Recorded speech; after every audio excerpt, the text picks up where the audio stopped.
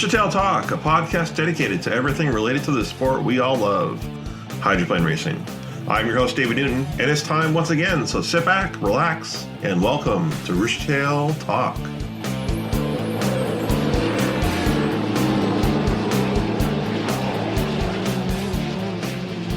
Welcome to Roostertail Talk. I'm with my co-host, my first co-host, Jeff Bernard. How's it going, Jeff? Good. How you doing, David? Doing great. Just another day at home, I guess. I don't know if this is like a glimpse of retired life or what, but this is getting kind of boring, I guess. If it is, and I'm working way too hard doing house projects. All right. Well, joining us today is Mark Weber. How's it going over there, Mark? Doing well. Waiting for spring. And you're over in Michigan. What part of Michigan do you live? North of Detroit, about 40 miles. It's a township called Washington. Right. About country, a little bit slower pace. This time of my lifestyle, I kind of like it right now. Jeff's joining me today. He's our first co-host on Roostertail Talk. But we wanted to talk with Mark Weber because he has a rich history of racing and kind of want to hear what's going on over there in Michigan right now. So the right now, as far as the springtime's coming, we're the $50 question or the $500 question or the $5,000 question is when can we all go boat racing, whether a race or whether you're working on a race team. Shoot, I don't even know when we can put our Sea Ray in the water, but we're all dressed up and no place to go right now. Yeah, it's a awfully long off season right now, so everyone should be ready, right? Everyone should be prepared when we go racing. Well, it's a pretty I think it's a big tradition in your family, racing, right? I think several generations of racing. It is. My father started in 1955 when he got out of the service. He and his dad, my grandfather, decided to get into boat racing. They bought less than a competitive boat, to say the least, and that didn't last very long. And then they kind of upgraded for a few years. And then in the early 60s, they started building their own boats. And by that point, my mom and dad were married, and his father-in-law, my other grandfather, got into racing as well. So it was my dad, and then both my grandpas. And then my dad's brother, our Uncle Dick, he was going to get into racing after my dad stopped racing because of the 5 kids in the family life. And we lost him tragically in an automobile accident, so he never got to race. So my grandfather, my dad's dad, Grandpa Harold, he raced until about the mid-70s or so, maybe 78, 79, and then got out of racing. And then my grandpa, Jim Edwards, my mom's dad, he raced until 76 when he retired. He just couldn't afford it. And about that time, Mike was, my brother, Mike, he was out of high school and was getting ready to go racing. So he had what they call a T-boat back then, a 72 hydro. And he raced that for 2 years, and then he went off to college. And at that time, I was racing soapbox derby. And then my dad asked me if I wanted a new soapbox derby car or if I wanted a life jacket and a helmet. I knew it came with a life jacket and helmet. So in 79, when I was 15, I started in board racing. From there, the next generation started, and he's on this web with us right now, and that's, of course, Jeff. As I call him, Jeffrey, just to keep his daughter in stitches because she doesn't like when I call him Jeffrey, but that's okay. That's his name. I can prove it. And so he started racing, I guess, when he was about 9 or so. We got him a J Hydro, and of course, from there, he went on to other outboard classes and then inboards. Then Mike's daughter also got into racing. Alexis happens to be my goddaughter. She raced until just a couple years ago. And after Steve, my brother Steve, he was racing actually out west with Mike Jones and J-Stock Hydros.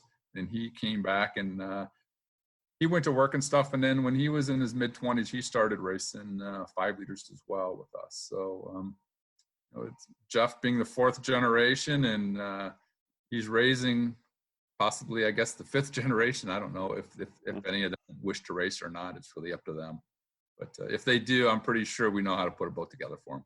Oh yeah. Oh yeah. Well, I love hearing those family stories of keeping the tradition alive. And I think one thing that's so unique with racing, it's such a great avenue to share with your family, right? So I'm sure you have some great stories you can share with Jeffrey there. Maybe a couple that would embarrass him. You could share with us before we go today. I'm sure. Growing up, I'll tell you, racing really has. I mean, we as a family, we traveled in a motorhome. My parents had 5 children, so there was 7 of us, and then my grandparents. So there was 9 of us in a Winnebago, mid-70s. Like Google it. I mean, that's what we lived in on the weekends. Wow. And it was a great way to grow up as a kid. We were pit rats. We learned the sport. We learned how to have fun as a family. A lot of that could go a long way in today's world right now. And, Man. And in racing itself, I think you learn how to lose. You could be a great champion. Anybody can be a winner if you compete and you learn how to be a sportsman and be a good loser. In life, you'd be a great champion. And I think that's something I really am grateful to my parents for. Yeah, that's a big lesson right there. That's one thing I'm very grateful for my relationship with my father. He's left us now for about 12 years now, but growing up, I got to do so much with him, going around the country because he crewed on several teams, so I got to go with him to races with that. But we raced RC hydroplanes, which not exactly the same, but it's still a fun family outing to go to the lake and spend time on the weekends with him. So it's something really to cherish. Good times. Yeah, good times. Talk a little bit about your racing career. You had a lot of highlights in your career. A lot of things I want to talk about. Is there something, I see Jeff Perkin up there. Is there something you want to bring up, Jeff, with that before I get to I think when he started off, what year he started racing, what class was his first class? He kind of touched on it, but when was his first win? So I started racing in 1979. I actually started racing J-Stock Hydro, the T-boat class. I went to 2 races and then went out west to Mike Jones and we raced J-Stock Hydro for a little bit. And then when we came back, I raced more that fall. And then the following year, my first race win was actually the Joe Jambroni Memorial, which ironically was one of the guys I looked up to. Joe and my parents were really good friends. Joe was the kind of guy that built his own boat in his garage. He built his own engines and everything else. And the day I got my license and became a driver, he actually lost his life. And a year later, at the Joe Jambroni Memorial, I won the race. And I kept in touch with his then widow, Joy, until we lost her a few years ago. And I talked to his daughter, Marie, regularly, actually. We're still really good friends. We were friends growing up, and so that was my first win. What class was that? That was T-boat. That was in the T-boat class. Yeah. Or we changed it to changed it to a 1-liter modified later on, but then it was still a T-boat. So you went from T-boat to J back to T-boat? I did. Flip-flopping around there. all in like 3 months. Yep, I did. How old were you? 14? 14, 15, 14. Man. So I was right at the end. Well, we were running outlaw racing, actually. We were with Mike Jones of APBA going to non-APBA races, which nowadays is nothing, but back then that was we did it to learn how to race, and he'd bring 5 boats, it seemed like, and we just went down to the pond and had a good old time. Uncle Steve raced too. Yeah, was it fun going back to J-boat from already driving a T-boat that's faster? Well, at that point, I just wanted to race. You know how that goes. Yeah. So do it. But yeah, at that point, I was pretty much done with J-Stock. I just did it because we were out there, and Jones told me, "Hey, go get in the boat and go race." So. Well, I asked because when I was 14, I switched to J Pro, which is J without any weight limit, no restrictor plate, and you can run J Hydro up to 16. So once I went to J Pro, I never went back to J Hydro. But when I was just before I turned 16 and wasn't allowed to, they needed a step up, and I had to get into J, and this is awful. So it's just weird to go from a T to J back to a T. We had a handling problem or running problem in the hydro when you were actually out here with your boat, and I jumped in it just to see what the thing was doing, and I was like, oh my gosh, I thought it was going to take me 3 hours to get around and do one lap just to make sure it would run. It was kind of funny, but yes, I know what you mean. I was glad to go back to inboard racing and go back to 90 miles an hour. So my first J Hydro, my uncle Mark actually bought for me and got me started. Okay. And that's the boat that I have out here and brought out here with me when we moved and I went to J Pro. It was awesome A and J Pro boat, but it was a horrible J boat. So he would I ran that till like 97 when I finally got to drive my cousin's boat, which was a better J Hydro, and we went out and set a record with it. But I would get lane one, lead in the first turn, and would be dead last by the end of the first lap every single time. It was miserable. And it was miserable thinking back at it, but I'd come in and he's like, well, did you have fun? Yeah. Well, that's all that matters. That's right. That's right. I did that from 93 to 97, pretty much. I won like a heat here and there, just luckily, rough water or something, and everybody else backed way off. But it teaches you a lot, right? When you can't go as fast, right? You gotta learn a lot with the boat, how it handles, and how to improve as a driver, right? If you can't beat everyone, I think it made me a better starter. Yeah, I'd always get lane one and 9 times out of 10 lead in the first turn, but dead last by the end of the first lap. We didn't want them spoiled. My dad, when we had a T-boat, I knew the boat, the hot setup then was to have Dixui build you a boat. And of course, I didn't have one of those. And I kept telling my dad, look, I know what boat to get. I know which motor to get. I mean, I've got it all figured out. And he said, no, he goes, you're going to learn how to run in the middle of the pack. And if you're ever good enough, and he goes, and I say when you're out front, you're not going to be a snot-nosed punk, and you're going to respect your competitors. Now, when you're 15 years old, that is about the most ridiculous thinking imaginable. And actually, I think it made me a lot better driver as I got older, because it did. Anybody can win in the fastest boat. Right. You can win in a mediocre boat. That says something. Oh yeah. Yeah, it says a lot about the driver. If they have a middle of a pack boat and they can put it on the podium or win with that, says a lot about the driver. Oh, very, very interesting. Well, I want to talk for a little bit about unlimited light racing, because I know for a number of years you raced in that class, Mark. Oh, Jeff, did you ever get a chance to drive one of those, or was that kind of gone before? And you had no, it wasn't gone, but I never raced in UL. The 3 inboard classes that I never drove, T-boat, GNH, and unlimited light. Okay. Yeah, that was a great series that really complemented Unlimiteds, because they were hand in hand for a lot of years, but unfortunately that kind of dissolved. What was your experience like with that class? Oh, we had great success. Bob Larimore, when I was at the top in 5 liters and pretty much was winning everything in all the championships, he asked me to drive the Pegasus up in Valleyfield, Quebec. First race ever, and we won. Biggest race. And so from there we stayed as a team, and we ran GNH, and we also ran unlimited lights. We ran both series, and we crisscrossed the country. Mm-hmm. Doing so, because of the consistency and Bob Larimore's and how he managed his race team, we were able to win 2 of the championships in unlimited lights and 3 in GNH. So we won 5 championships in 3 years with 1 boat, 2 motors, 2 different series. And I lived in Michigan. The team was in Ohio, and the truck just, all it did is head west and southeast and San Diego and Lowell, Massachusetts. We were crisscrossing the country. And so it was a great series. Obviously, it allowed me to get in front of some of the unlimited owners.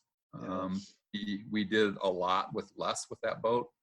And consequently, that was a big help in me getting my unlimited license, with an addition to obviously the confidence of Mike Jones when he allowed me to get my license in his boat. That was huge too. Yeah. Well, I just remember that was such a fun series to watch with the limiteds, and it brought some good sponsorships in. I remember Alamo rental cars for a number of years. They were pretty big in the UL series. just kind of sad to see that go. It was a great compliment to the Unlimiteds. As you know, I mean, I think action-packed racing from the time the fan shows up to the time it leaves, it's really important. And it was a big filler, and it was also a great stepping stone to Unlimiteds. The two really worked well together for the time that they worked together. Yeah. What caused that class to really dissolve? Is that a whole? No, I don't really know. I mean, I have my own, I guess, my opinions, but I was already not racing Unlimited then, so I wasn't watching it on a regular basis. But sometimes it seems in our sport, we eat our own young in certain ways, where we seem to be our own biggest challenge, and so it ran its course, I guess. I don't really know all the details, but one of those things that happened. Yeah. I think when they brought in the blower motor, having so many different motor packages was not good. Yeah. Should have kept it with one or the other. But owners just inside fighting all the time and arguing about rules, which is typical in all boat racing. But I don't think that helped, having a bunch of different motor packages. The blow motor started becoming the motor of choice, and then they went to the UL72 and put that Toyota motor in there, and they had all these rules about the GP or the blown motors starting on the outside and staying out there for a lap, and it took the racing out of it, in my opinion. Okay. Yeah. Well, that's not common though in boat racing for owners to argue and internal disagreeing, right? That's not. It doesn't matter what class it is. It's always like that. The owners should remain as owners. I'll leave it at that. I think also you had an owner of one of the boats running the show, and it doesn't work in Unlimiteds. It didn't work in UL. It just you can't separate the two. When Charlie was interim chairman, I think he's great at doing the job and was doing a good job, but he also is the spokesman for the owner of one of the number one teams. So it's too tough to make work with everybody. Yeah. No matter how good you are. Yeah. Well, that's too bad. But the Grand Prix classes is going pretty strong right now, and I think especially in the HL or HRL series out there, I think they're doing a pretty good job of their races, and it seems to be pretty full days with different classes right now. And they bring a nice package to a race site if that's what your venue's looking for. You can have different levels of classes. In Detroit, we don't run what I call the 2.5 stocks. I'm not even sure what they call their class there. But then we have the H350s. They have the Jersey Speed Skiffs, and then the Grand Prix, which are the three classes that come to Detroit. And in most of the races, they also add the 2.5 liter stock class. It's a good show. It's a nice package. Yeah, it's a great show. It's a great show, and I wish there could be more unity with the H1 series. I think they could complement each other, but I think there's no question they could, but it's not anything against H1 or HRL. That's not HRL's business model. HRL's business model is very well known, and they have a plan and a direction that they're going, and they stick to it. That's not to say anything bad about any other racing series. They have a business plan that is working, and we've talked about it multiple times. Michel Poirier said, he goes, "I want all boat racing to be successful. This is what we're doing, and we're happy with what we got. Nothing more, nothing less." Yeah. Well, you've worked a number of years out in Detroit for the Hydrofest and promoting those races in Detroit. When did you start working? 2007 is when the DRRA hired me. 2008 was the first year. I was hired in the fall of 2007. It took on the fourth meeting, I finally accepted the position. I think kicking and screaming. I needed to understand a bunch of stuff. I wasn't really looking to do that. And then I was there until 4 or 5 years ago, which I resigned from the company. And then consequently, for reasons that are unknown to me, they closed their doors. And then it was shortly after that, that happened in, I guess, December, maybe November. And then thanks to Shauna at the Roostertail, there was a sponsor that was interested in keeping the race alive. And they had a meeting with me, which I went to, and I said, I'm really nobody. I don't have the assets of the company, anything else. And a couple meetings later, I told them that, this isn't my deal, somebody else's deal. And his name is Chris Owens from UAW General Motors, said that the only way we'll sponsor the race is if you run it. So I worked out a deal with the old organization, and we started a new organization, and here we are. So it's Stephen David was pushing from behind the scenes. Doug Bernstein, who's on our board now, was very supportive of the idea. 3 or 4 people in the city of Detroit. And I joke with Stephen David all the time. Someday I'm going to forgive him for that, but I haven't yet. So he's a good guy. I tease him about it all the time.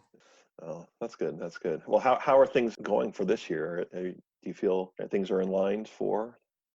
Yeah, actually, aside from the COVID scare. Well, up until 2 weeks ago, we were probably in the best position the organization's ever been. Last year, before we could not reach an agreement with H1, I had a 2-year deal on the table for a multi-year sponsor.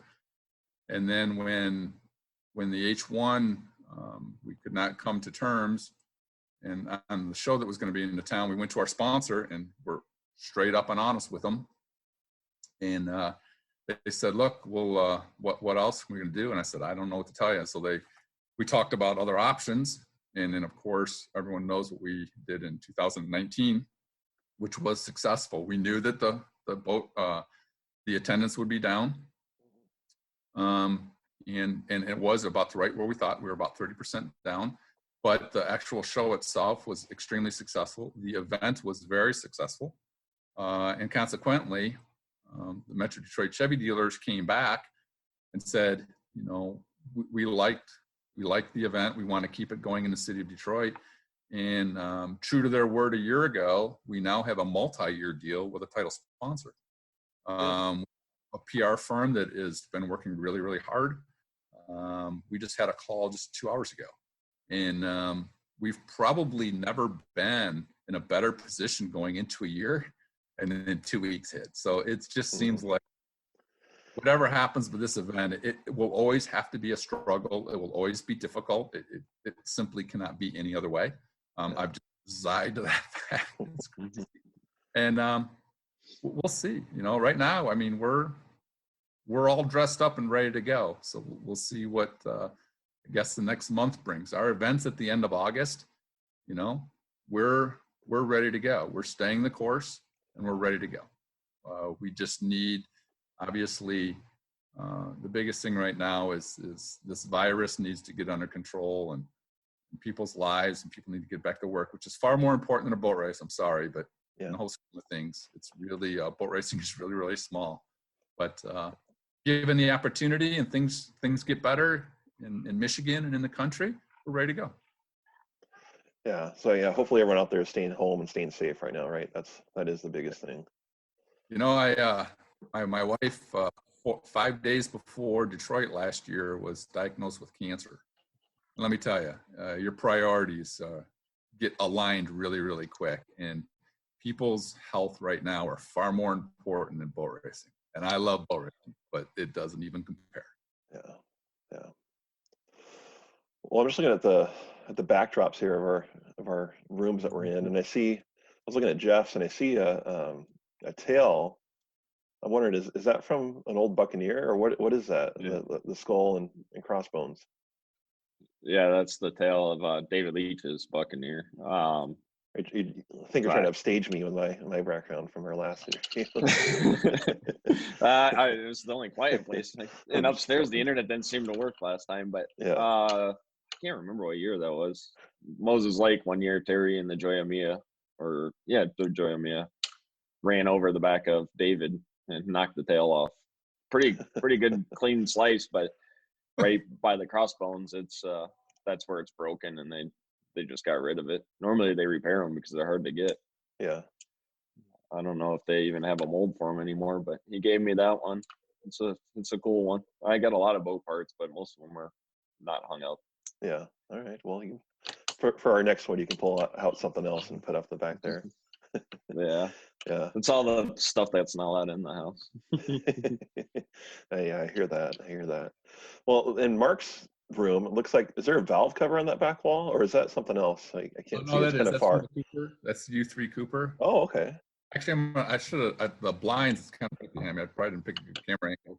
I'm actually makeshift office on a 8-foot folding table down in the lower level, which is my rec room. It's got like 25 pieces of artwork, all framed, all unlimited stuff through all the histories from Garwood on up, and got a bar to my left here that's all family photos and everything else. So it's the camera angle doesn't do much for it, but this is one of a couple man caves I guess I have between this and the shop out back. Yeah. All right. Well, how did you come across that? I'm just curious. I was just curious, how'd you come across that valve cover? Is that a motor that you may have influenced to? Oh, no, well, we did definitely. Yeah, there's always more valve covers than lower ends. I guarantee you that. We never really heard a valve cover. Yeah. So no, when actually for the when we lost George Stratton, we had an auction up here in Detroit and raised a bunch of money, just under $50K for the kids, and told Ed Cooper we wanted a couple valve covers, and so he sent some up, and I always wanted one for me, and so he literally bolted two of them together and put a UPS label on it, and they showed up, and we painted one for the auction, and then I had one painted red, and been in my rec room ever since. Good conversation piece. Most people don't know what it is unless you're unlimited racing or World War II. Right. Yeah, that is a nice conversation piece for sure. Well, I don't know if you've seen what the museum out here is doing, but they're laying up some like fake valve covers with fiberglass and carbon fiber, nice. And they're selling them. They're painting up like Bardol, Thriftway, that kind of stuff, and they're selling them in their gift shop. Idea. So yeah, it definitely is a good conversation piece. Mine's original. Yours is original. I think before you get to, I see a bunch of your questions on limited. He hardly touched on anything with from T-boat to UL, so I think you should go back and tell us a little bit from those years. 5 liters, obviously, from T-boat to 1989, and then do your 5 liter career, because that's probably what made your career, in my opinion. Or big part 2 years there, right? Well, and he's right, because he's watched every video I've ever had. 20. So after I got done with the T-boat, I was in the Detroit area, the prop riders, and Dick Delsner was selling his Lauterback. And so I wanted to kind of go faster. I actually had a 1 liter Lauterback, which was a really cool boat. Dick helped me with the motors and everything. And so when you're 18 years old and you want to buy a new hydroplane, what you do is you don't tell your mom and dad. You go to your grandma, and she has you co-sign on a loan, and then you tell your dad. And that went over really well, let me tell you. And so I got I think it was a $2,000 loan, and I think I had $2,000 if I remember right. And I bought the boat, and then we raced that for a couple years, and then I actually horse traded that for a 6 liter Lauterback, which was a really cool boat, really fast boat, and that gave me a lot of driving opportunity and a lot of driving skill. If you can drive a Lauterback with cab overs right now and be competitive, you're really doing something. Cool boats to drive. So then I raced for the Shallers, and I won my first championship, the Western Divisionals, in the Shaller Tool and Die Express. And then a year after that, my brother had finished the boat that he built after college, and he called it the My Way. And that boat is actually out west. It's a driving school boat. And my brother and I teamed up, and we ended up winning 5 national championships. We won Valleyfield 3 times. That boat was actually sold to Joe Flynn, won another championship. And it was sold then to Scott Blackwell, where it won another championship and won the Worlds again. We won many major titles, probably about 12 titles with that boat. Wow. And that's where Bob Larimore actually was watching me and asked me to drive the boat. So that was a great time in my racing career. We won Valleyfield 3 times in 4 years. The hard year, I beat 43 other boats. In the easy year, I only had to beat 33 other boats. Wow. And I mean, you talk about racing. Now they get giddy when 3 boats show up because they can earn points, which I raced in a lot better time. They get excited about having 3 boats at a race, which is actually good, especially for the other 2 that showed up. But so then after that, my brothers and I, we teamed up and we built the Cinetime. And then we kind of horse traded that for one of Bert Henderson's first 5 liters. And then we raced that for a couple of years, and then Jeff stole it. And then that started our West Coast, East Coast owner 5-liter team, which was always interesting. And then, of course, you watched Jeff and Kip and all them race, and then kind of went from there. How did that work out when Jeff stole the boat from you? Was that Well, I can tell you, because we had, the boat was fast, but that boat only blew over between us and the owners before us and owners after. It only crashed 7 times. It was fast, but it blew over all the time. And so I was working on it all the time, and at that point, I guess the sport was just in a place where I wasn't really having fun, and I really think a hobby should be fun. It's a concept I kind of have. And so I told my brother, Steve, I said, you know what, there's a lot of other things I want to do. And I kind of pushed the boat. I pushed the boat in the barn and Steve's shop, and we pretty much closed the door. We just kind of stopped racing. Jeff, being the wise guy that he is, and I don't mean a wise guy, he called up and started talking to me and Uncle Steve about how, since the boat's not doing anything, we should have the boat race in Seattle, and which both Steve and I completely laughed at the idea. And then about a week later, we both caved, because we tend to do that sometimes. Mm-hmm. And my last comment my brother Steve made is, well, if the SOB wants the boat, it's in Detroit. He can come get it, which I thought was a reasonable statement. 5 days later, Steve and I are driving west, meeting my nephew and his mom, my sister, halfway. And Steve gets about to Chicago, and we're driving west. And here he is. We're now going to give Jeff the boat to run. The boat that he had to pick up in Detroit, we are now meeting him halfway. And Steve goes, boy, we really told him, didn't we? That we're meeting halfway. And we drove 39 hours. We did have breakfast together. I think we were there 30 minutes. We unhooked the boat underneath the tarmac because it was pouring down rain. We turned around and headed east with an empty truck, and Jeff and his mom kept going, turned around and went west with a truck and trailer and boat. Wow. So that's how it ended up west. All right. It was still the only one that never blew it over. Yeah, that's true. Oh, I never blew it over. Did you drive? Yeah. Not that much, actually. In a race? Yeah, I don't know. I don't even know. It's a good question. It was a fun time with that boat. Yep. I think he should get into his unlimited career now. Yes, we will, Jeff. I want to talk more about Mark Webber's career and the Unlimiteds, but it's going to have to wait until next week. I'm doing it once again. I'm splitting this up into 2 episodes. The talk went a little bit longer than we anticipated. We've got a lot of great content still to come in our next episode, but it's going to have to wait until next week. Now, some things have changed since Jeff and I talked with Mark. Mark did talk about preparations for HRL racing in Detroit, the HRL season. And since then, HRL has officially announced that they are canceling the the entire 2020 racing season. In a statement issued by HRL representative, it stated that our priority is the health and safety of our racing teams, partners, attendees, as well as our volunteers and employees. Moreover, the financial and logistics challenges of each organization are important, especially without the Valleyfield event, which is the financial backbone of the league. We want to avoid compromising the financial survival of our different sites, explains HRL's commissioner. Very sad news to hear that the entire season is going to be canceled.